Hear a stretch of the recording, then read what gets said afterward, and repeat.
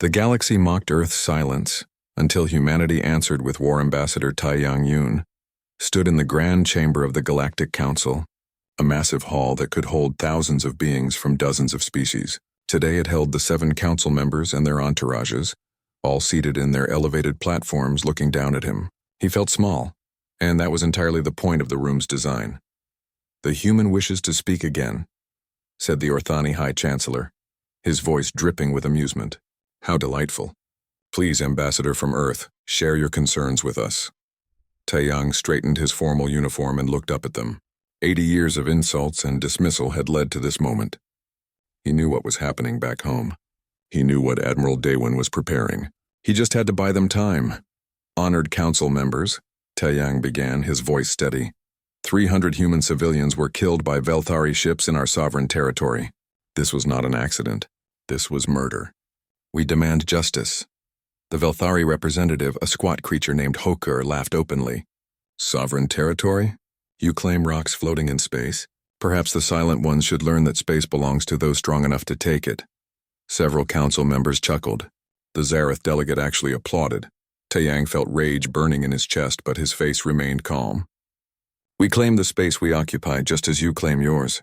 We ask only for what any council member would demand: accountability for the deaths of our people." "Then join the council properly," said the Methrin speaker, a tall being with crystalline skin. "Submit to our laws. Allow us to inspect your worlds and your paranoid isolation. Then perhaps we will take your complaints seriously." "We have applied for council membership 17 times, Taiyang replied. "Each time we have been rejected. Each time we are told humanity is not ready for galactic society." "Because you are not," the Orthani Chancellor said simply. "You hide in your single star system. You refuse cultural exchange. You watch us like frightened children peeking from behind their mother's skirts. Frankly, Ambassador Taiyang, your species bores us. This matter is closed." Taiyang took a deep breath. "Then let the record show that Earth formally declares the Velthari action an act of war. We will respond accordingly." The chamber erupted in laughter, real genuine laughter that echoed off the vast walls. "War?" Hokur the Velthari was nearly crying with mirth. "You have what, 12 ships? 20? We have thousands. The council has millions. Go home, little human. Play with your toys and leave galactic affairs to your betters." Taiyang bowed stiffly and left the chamber. As the doors closed behind him, he allowed himself a cold smile. They had laughed at Earth's declaration of war. They would not be laughing for long. Across the galaxy, in a nondescript listening post hidden in an asteroid field, Sun Wu Lim sat surrounded by displays showing communication intercepts from a dozen council worlds. He was a thin man with sharp eyes that rarely blinked, completely focused on the streams of data flowing past him. "Got it," he muttered, fingers flying across his keyboard. "Velthari Military Command is coordinating a strike on Earth's moon base. They're calling it a disciplinary action." His supervisor looked over his shoulder. "When?" 72 hours. "They're assembling a fleet of 40 warships. They plan to broadcast the attack across the galaxy as a warning to other upstart species." The supervisor smiled grimly. "Forward this to Admiral Daewon immediately. He'll want to prepare a welcome party." Meanwhile, Captain Hyejin Cho moved silently through the maintenance corridors of a Zareth industrial station. Her team of 6 Special Forces operators followed her, their movements perfectly synchronized after years of training. They wore adaptive camouflage suits that bent light around them, making them nearly invisible. "Target room ahead," whispered Corporal Borum through the neural link. 2 guards, standard pulse rifles." Hyejin held up her hand and the team stopped. She pulled out a small device and activated it. The guards suddenly grabbed their heads, confused by the sonic disruptor that was scrambling their inner ears. Before they could raise an alarm, Hyejin's team was on them, applying sleeper holds until both aliens slumped unconscious. "We're in," Hyejin said, breaking through the door lock. Inside was a communication hub, one of thousands throughout the Zareth network. But this one was special. It routed military communications for this entire sector. Her tech specialist, Private Young Ho, immediately began work. "Installing the monitoring package now. They'll never know we're in their system." "How long?" Hyejin asked. 3 minutes. You have 2. Young Ho's fingers moved faster. Earth had been doing this for months, carefully infiltrating alien networks across dozens of worlds. Every military communication, every strategic plan, every secret, humanity was listening to all of it. Done, Young-ho said, pulling his equipment free. We're ghosts in their machine. The team extracted from the station the same way they had entered, unseen, unheard, leaving no trace of their presence. Simultaneously, on two other worlds, similar teams were completing similar missions. Humanity's intelligence network was spreading like invisible roots through the galaxy. Back on Earth, in the Strategic Intelligence Division, analyst Yuna Choi was compiling everything the field teams and listening posts had gathered. What she saw made her both excited and terrified. "Sir," she said to Commander Jiho, who had come to review her findings, "the galaxy is completely unprepared for actual warfare. Their military tactics are 400 years old. They haven't innovated, haven't adapted. They still fight in formation, still use predictable strategies." Jiho studied her reports. "Explain." "They treat war like a sporting match," Yuna said, pulling up battle simulations. "They line up their ships, exchange fire, and whoever has more ships wins. There's no deception, no misdirection, no guerrilla tactics. They've forgotten that war is about breaking your enemy's will, not just destroying their ships. What about their weapons? Advanced but designed for minimal collateral damage. They've built weapons that are civilized, precise, controlled, meant to disable rather than destroy. Sir, they've made war polite." Jiho couldn't help but laugh bitterly. "And we've spent 80 years studying every brutal, vicious, horrifying way humans have killed each other throughout history. We've taken 10,000 years of warfare and refined it into science." "Exactly," Yuna said. "If this comes to open conflict, they won't know what hit them." Dr. Mireille Song joined them, carrying her own reports. "The psychological profiles are complete. Each council species has specific cultural pressure points. The Orthani value honor above all. Public humiliation will devastate their morale. The Zarath are terrified of chaos and disorder. Disrupting their carefully organized society will paralyze them. The Methrans depend entirely on their information networks. Cut those and they're blind." "We're not just preparing to fight them," Jiho said, understanding dawning. "We're preparing to break them psychologically." "War isn't just violence," Mireille replied. "It's imposing your will on the enemy, making them give up. The galaxy has forgotten that." Admiral Daewon entered the room and everyone snapped to attention. "The Velthari fleet is assembling for their attack on our moon base," he announced. "They plan to make an example of us. Instead, we'll make an example of them." He pulled up a tactical display. "Hidden Fleet Groups Alpha through Delta are in position. We've been running dark for months, and the Velthari have no idea we have ships anywhere near their approach vector." "What are your orders, sir?" Jiho asked. Daewon's expression was carved from stone. "We let them come. We let them broadcast their attack to the whole galaxy, just as they planned. And then we show the galaxy what happens when you wake a sleeping giant." "The moon base personnel?" Mirai asked with concern. "Already evacuated through underground tunnels. The base is empty except for automated systems. The Velthari will think they're killing thousands. They'll celebrate their victory." Daewon's eyes were cold. "And then we'll teach them what real war looks like." Sun Wu's voice came through the communication system. "Admiral, I'm intercepting Velthari command communications. They're absolutely confident. They're already planning the celebration after they destroy our base." "Let them celebrate," Daewon said. "Victory tastes sweetest right before defeat." Across human-controlled space, silent ships began moving into position. Crews that had trained in secret for decades checked their weapons. Pilots ran final simulations. Marines loaded equipment for boarding actions the galaxy hadn't seen in centuries. Taeyang, back in his quarters on the council station, received an encrypted message from Earth. It was simple. "Thank you for buying us time. Now get to safety. The storm is coming." He began packing immediately. The galaxy had mocked Earth's silence for 80 years. In 72 hours, they would learn why humanity had been so quiet. They had been listening. They had been learning. They had been waiting for this exact moment. The Velthari were bringing 40 ships to destroy a moon base. They thought it would be a massacre. They were right, but not the way they expected. The galaxy mocked Earth's silence until humanity answered with war. The Velthari fleet approached Earth's moon with all the confidence of a predator cornering wounded prey.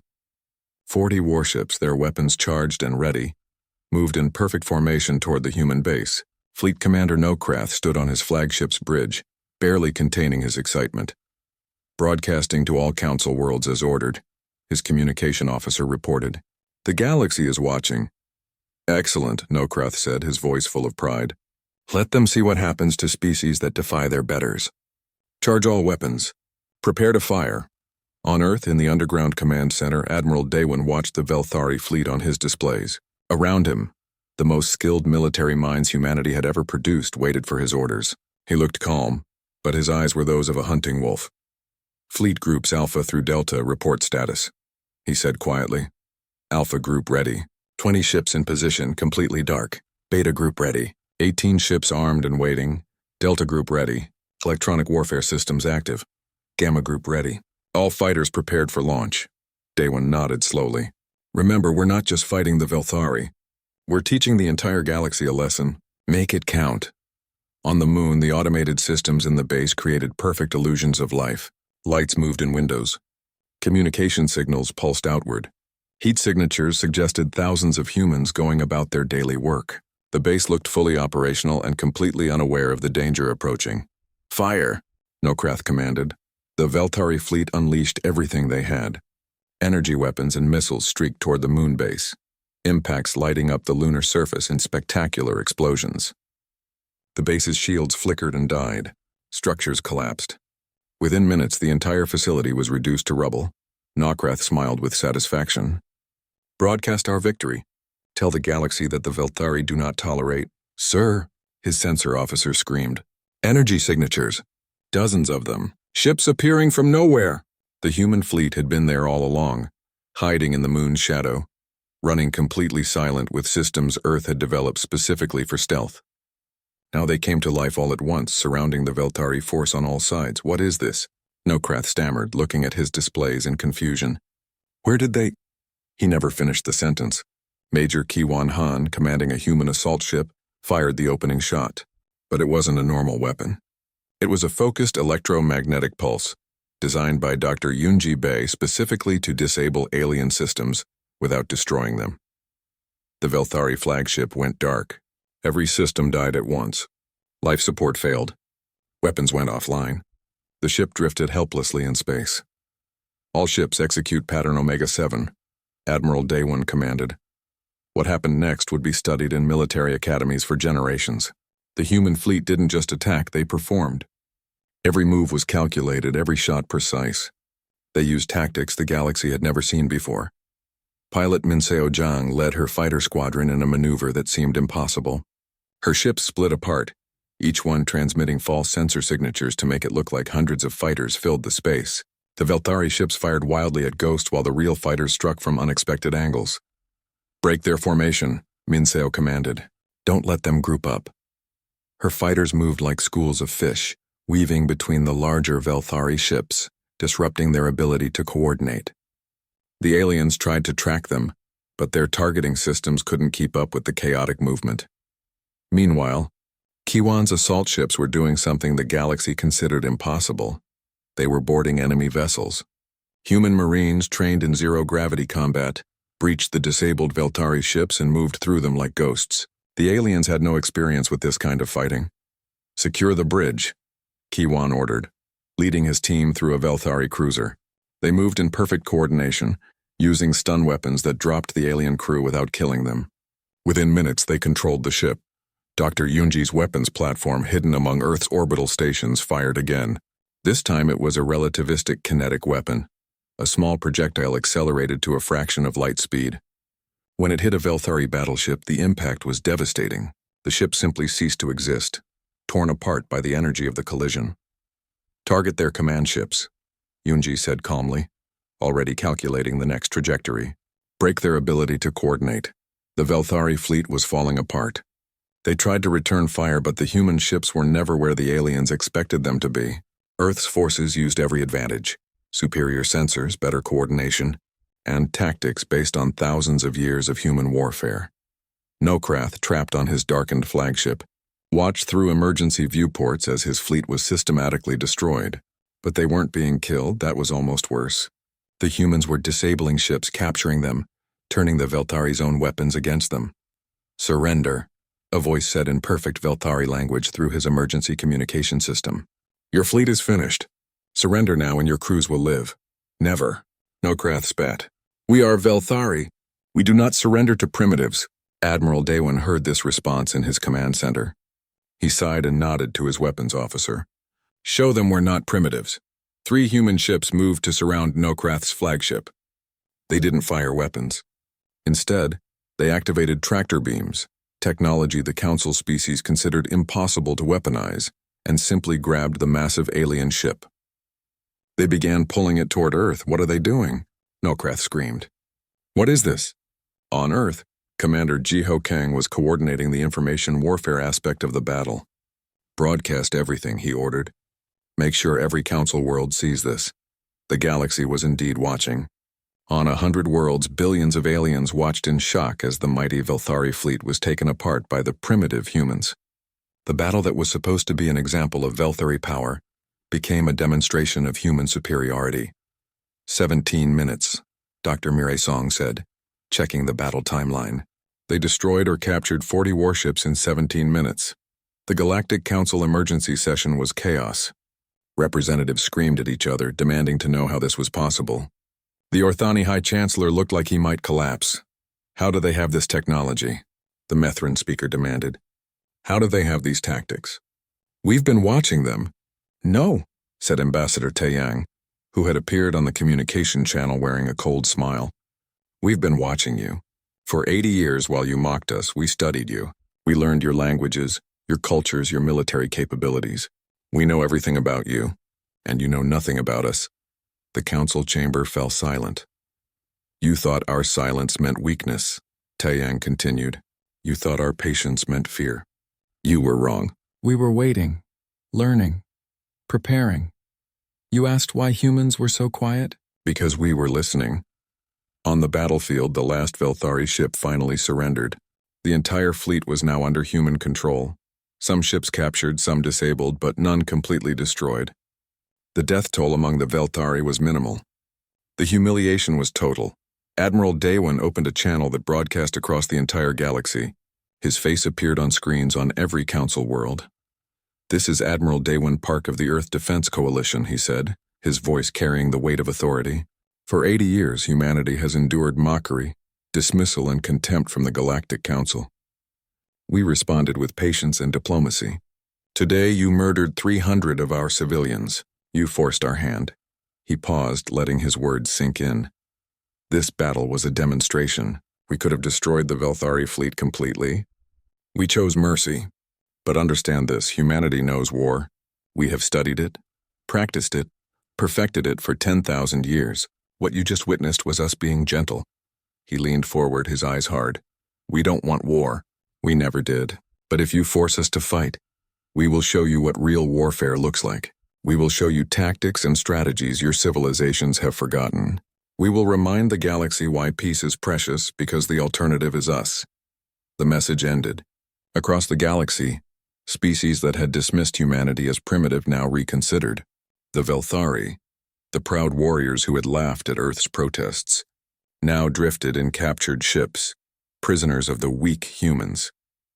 3 council species immediately sent diplomatic messages to Earth, offering mediation, offering peace, offering anything to avoid becoming the next demonstration. Commander Jiho stood beside Admiral Daewin, watching the diplomatic messages pour in. They're scared, Jiho said. Good, Daewin replied.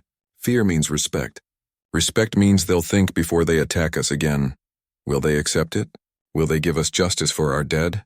Daewin looked at the data streaming in from across the galaxy. Some will, but others won't. Their pride won't let them. They'll form a coalition, try to overwhelm us with numbers. And if they do, then we teach them another lesson. A harder one. The first battle was over. Humanity had spoken and the galaxy had heard. But this was just the beginning. The real test was yet to come. The galaxy mocked Earth's silence. Until humanity answered with war, the Galactic Council chamber had never been so tense. 4 species, the Orthani, Zarath, Methrins, and Kelvorians, had formed what they called the Coalition for Galactic Stability. In reality, it was a coalition to put humanity back in its place. The Orthani High Chancellor addressed the assembly with barely controlled anger. The humans have embarrassed us.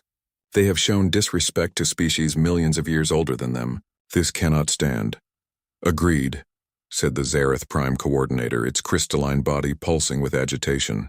Our analysis shows that humanity has perhaps 200 warships, maybe 300 at most.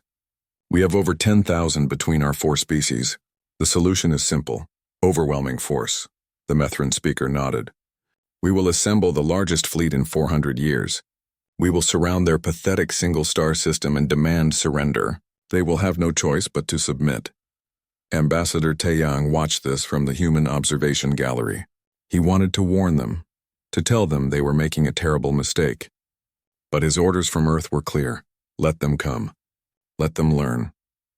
On Earth, in a secure facility in the mountains of Korea, analyst Yuna Choi presented her findings to the military leadership.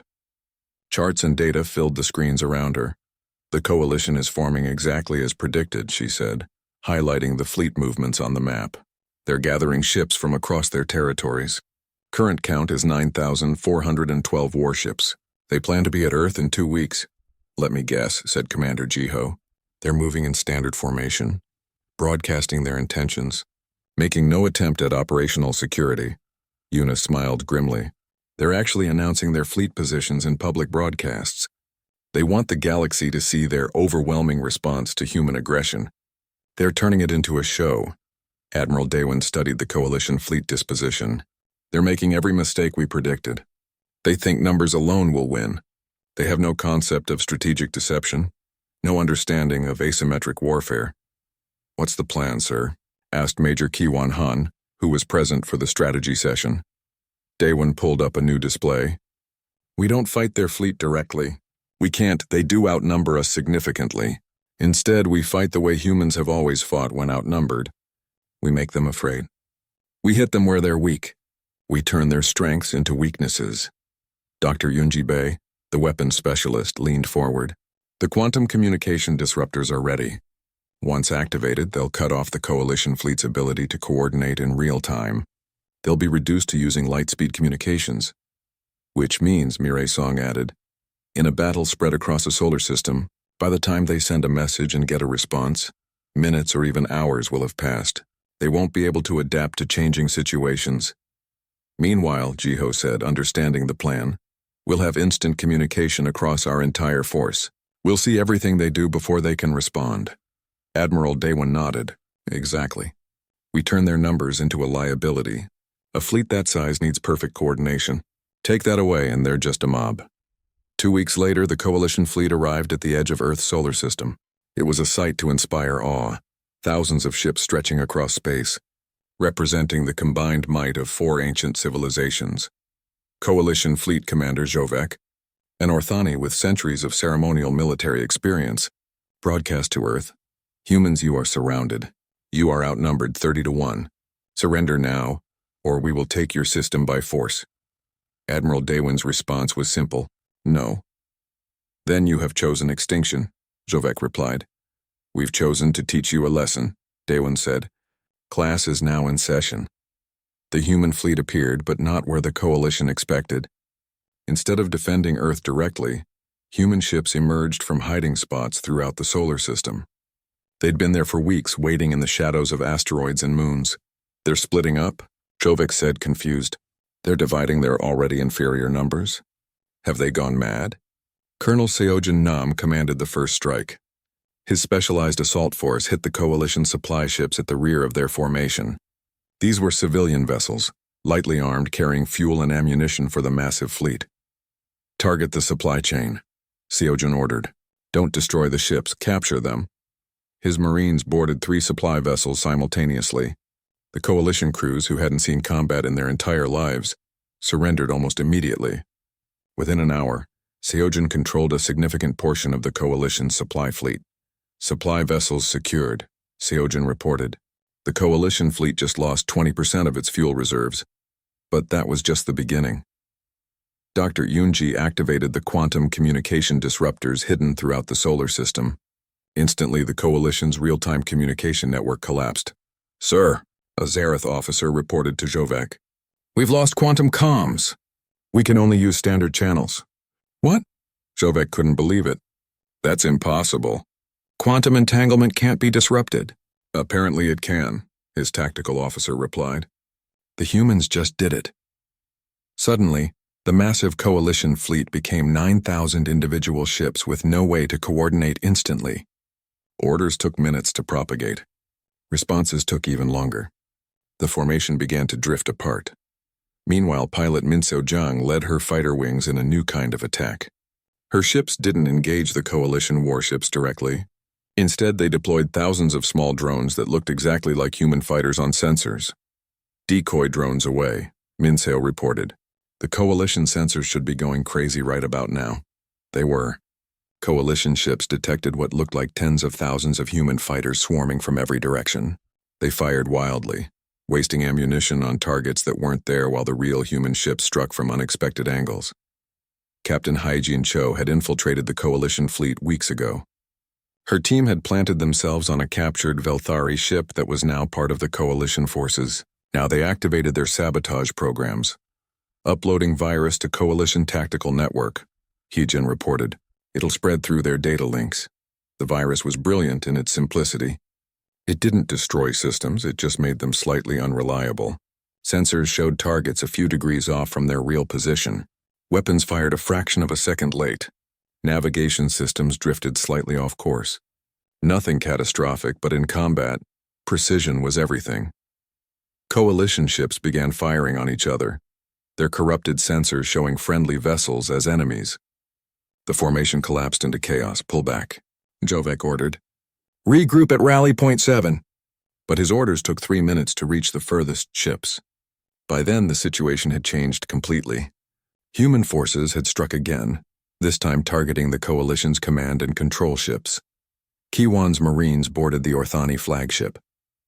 The Orthani honor guard tried to fight, but they had trained for ceremony, not real combat. Within minutes, Kiwan's team had secured the bridge. We have their fleet commander, Kiwan reported, standing over the captured Jovek. The Orthani flagship is ours. The psychological impact was devastating. The coalition species, especially the Orthani, valued honor and hierarchy above all. To lose their command ship to a boarding action, something from ancient history, was humiliating beyond measure. Yuna had predicted this perfectly. Hit the Orthani's pride and they'll make emotional decisions, she had said. Emotional decisions in combat are fatal. The Orthani portion of the coalition fleet, enraged by the capture of their flagship, broke formation and charged toward Earth. They abandoned the tactical plan completely. Driven by fury and wounded honor, Admiral Daewon was waiting. As the Orthani ships rushed forward, they entered a debris field that human ships had seeded with mines. Not explosive mines. Humanity didn't want to kill unless necessary. These were electromagnetic pulse mines that disabled ships without destroying them. Hundreds of Orthani vessels went dark, drifting helplessly. Their charge became a mass of debris. The Zarath forces, seeing the Orthani disaster, tried to retreat. But human ships had cut off their exit routes. They were trapped between asteroid fields and mine zones, unable to advance or retreat. The Methrin ships, depending on their data networks, found themselves completely blind when Hijin's virus corrupted their entire tactical system. They couldn't tell where anyone was, enemy or ally. The Kelvorians, the last coalition member, simply surrendered. Their commander broadcast a message: "We yield. We do not wish to share the fate of our allies." In 2 weeks of running battles across the solar system, humanity had defeated a fleet 30 times their size, not through direct confrontation but through strategy, deception, and psychological warfare. The coalition had lost over 40% of its ships, most captured, some disabled, very few destroyed. The human casualties were minimal. It wasn't even close. Ambassador Jiwon Kim, Earth's lead negotiator, addressed the galaxy from the deck of the captured Orthani flagship. The coalition came to force Earth into submission. Instead, they learned what happens when ancient civilizations forget the lessons of war. She looked directly into the camera. Earth offers the following terms: full reparations for the murdered civilians, formal apology from the Velthari government, permanent human seat on the galaxy mocked Earth's silence, until humanity answered with war 6 months after the coalition's defeat. Ambassador Taeyang Yoon stood in the grand chamber of the Galactic Council once more. But this time he stood at a council seat, not below looking up. The human flag hung beside those of the 7 founding species. Earth was now an equal member. The chamber was different now. The arrogance was gone, replaced by cautious respect. The other species looked at Taeyang not with contempt, but with something close to fear. The council recognizes Ambassador Taeyang of Earth, the Orthani High Chancellor said quietly. His voice carried none of the mockery from before. Thank you, Chancellor, Taeyang replied formally. He looked around the chamber at the representatives of species who had once laughed at humanity. I stand before you today not to gloat, but to ensure we understand each other going forward. He activated a display showing the recent conflicts. In the span of 2 months, humanity defeated 2 separate military campaigns against us. We did not do this because we are superior beings. We did this because we remember what you have forgotten. Dr. Mirai Song, now serving as Earth's cultural liaison to the Council, stood beside Taeyang. The galaxy has enjoyed 400 years of peace, she explained. This is admirable. But you achieved this peace by avoiding conflict, not by resolving it. You stopped fighting because fighting was uncomfortable, not because you learned its true cost. She pulled up historical data from Earth. Humanity never had that luxury. For 10,000 years we fought each other. Tribe against tribe, nation against nation. We waged wars that killed millions. We developed weapons that could destroy our entire world. The council members shifted uncomfortably. But through all that horror, Mirai continued, we learned that war is not glorious. It is not an abstract concept. It is suffering and death. And we learned that the only way to prevent it is to be so prepared for war that no one dares to start one. Admiral Daewon appeared on screen from Earth. The galaxy mocked our silence, he said. You called us primitive for not immediately joining your society. But we were being wise. We were watching you, learning about you, understanding you. And what we learned was that you had become complacent. He gestured to tactical displays. Your military tactics are ceremonial. Your weapons are designed to be civilized. Your ships fight like dancers in formation. You've turned warfare into theater, and when confronted with real combat, with real strategy, you had no answers. Commander Jiho appeared beside Daewon. Humanity didn't want to teach you this lesson. We hoped diplomacy would work. We tried for 80 years to be heard through peaceful means. You murdered our people instead. The Veltari government has been dissolved, the former Veltari representative said quietly. Hokur, who had laughed at Earth's declaration of war, was gone. A new humbled representative had taken his place. We accept full responsibility. We will pay the reparations. We ask only for Earth's guidance in rebuilding. Taeyang nodded, which brings us to why we're really here today. Earth doesn't want to rule the galaxy. We don't want an empire. But we cannot allow the galaxy to remain ignorant of modern warfare. If we do, someone else will eventually use these tactics against you, and you won't be ready. He made a formal announcement. Earth is establishing the Terran Academy of Strategy. It will be open to all species who wish to understand modern combat, tactics, and strategic thinking. We will teach you what we know, not to make you more dangerous, but to make you safer. The Methrin speaker raised a concern. You will teach us how to fight you? We will teach you how to fight intelligently, Jiho responded. How to avoid wars through strength. How to recognize threats before they become conflicts. How to protect your people without becoming aggressors? Admiral Daewon continued. And we are establishing the Terran Peacekeeping Force. Human special forces, like those commanded by Captain Hyejin Cho, will be available to prevent conflicts across the galaxy. We will intervene before situations escalate to violence. Captain Hyejin appeared on screen, her special forces team visible behind her. We've already prevented 3 potential conflicts in the past month, she reported. Not through force, but through our ability to see problems before they become wars. The Zareth Prime Coordinator, its crystalline form still showing marks from the recent conflict, spoke carefully. Earth has proven its military superiority. But how do we know you won't use this power to dominate us? Dr. Yunji Bei, the weapons specialist, addressed this concern. Because we've seen where that leads. Earth's history is full of empires that tried to rule through force. They all fell eventually. We learned that lasting peace comes from mutual respect and mutual strength, not from domination. She displayed designs for new defensive systems. We're sharing some of our defensive technology with Council species. Not our offensive weapons, those remain human secrets, but shields, sensors, and protective systems. We want you to be able to defend yourselves. Why? The Orthani Chancellor asked, genuinely confused. Why help those who tried to destroy you? Taeyang smiled sadly. Because that's the other lesson Earth learned through 10,000 years of war. Revenge feels satisfying in the moment, but it only creates the next conflict. Real victory is turning enemies into allies. Ambassador Jiwon Kim took the floor. The galaxy is changing. We're not the only species out here. There are other civilizations beyond council space, and some of them may not be as patient as humanity was. You need to be ready.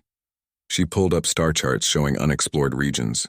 Earth's long-range scouts have detected signals from at least 3 unknown civilizations. We don't know if they're friendly or hostile, but we do know that the galaxy can't afford to remain unprepared. Major Kiwan Han appeared, representing the Military Training Division. The first class at the Terran Academy begins next month. We have 300 openings.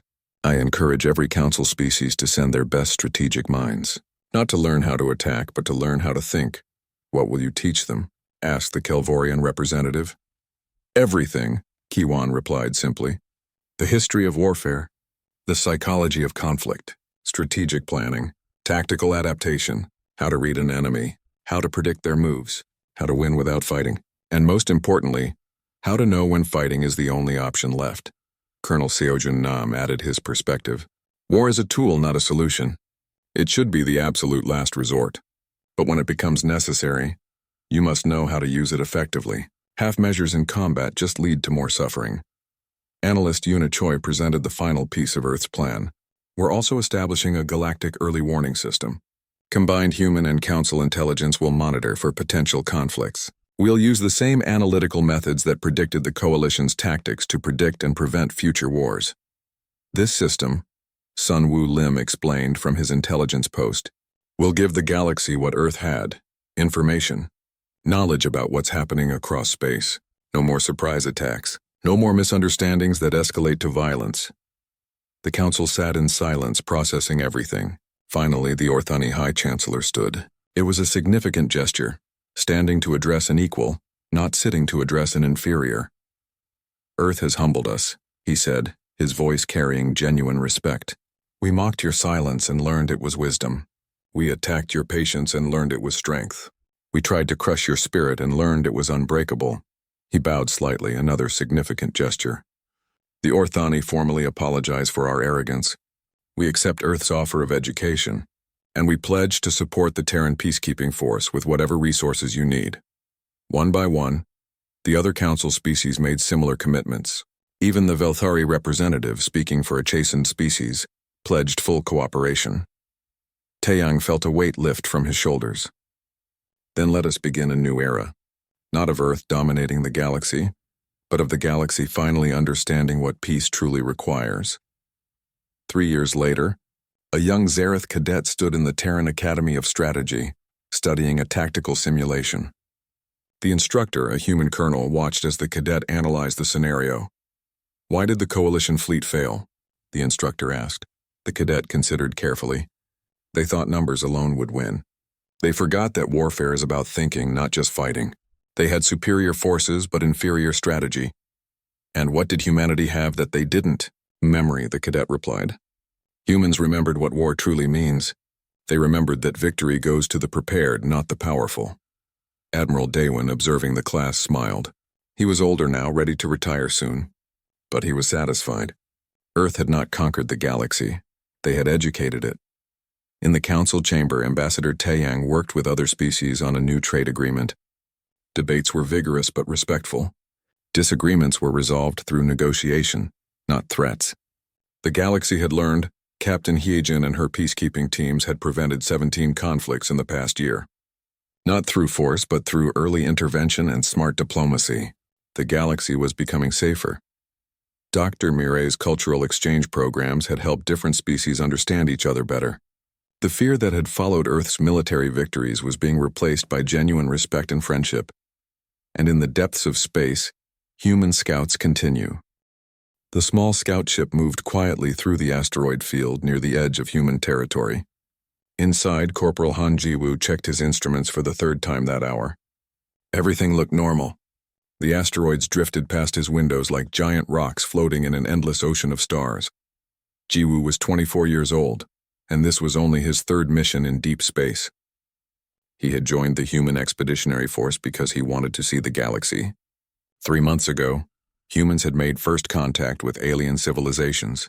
Everything changed after that. Now humans were part of something bigger called the Galactic Coalition. It was exciting and terrifying at the same time. His job was simple. Scan the asteroids, look for anything unusual, send reports back to the fleet, then return home. It was supposed to be boring work. Most scouts said they never found anything interesting. But today was different. Jiwoo's scanner started beeping. He leaned forward and studied the screen. There was an energy signature coming from deep inside the asteroid field. It was strong and steady. That was strange. Natural asteroids did not produce energy like that. He should have reported it immediately. That was the protocol. But Jiwoo was curious. He was also young and wanted to prove himself. He thought he could just take a quick look and then report what he found. He guided his ship deeper into the asteroid field. The energy signature grew stronger. His hands moved across the controls as he avoided the floating rocks. Then he saw it. Between two massive asteroids there was a structure. It was dark and ancient-looking. Definitely not natural, definitely not human.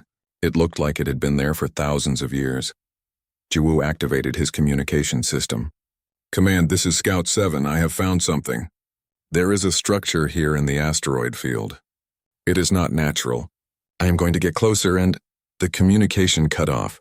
Static filled his helmet. Then everything went dark.